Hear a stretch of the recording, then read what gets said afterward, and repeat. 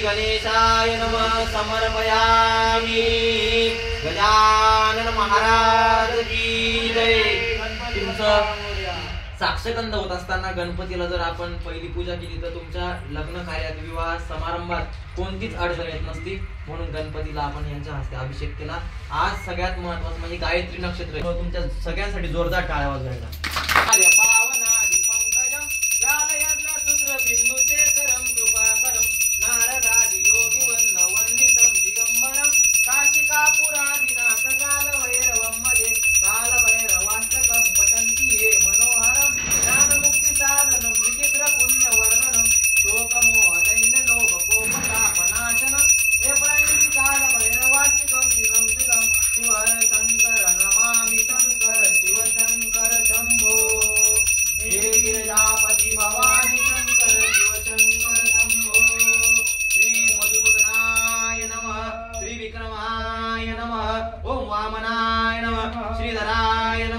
साक्षगंध देवताभ्याय नमः। सगळ्यांनी नमस्कार करायचा।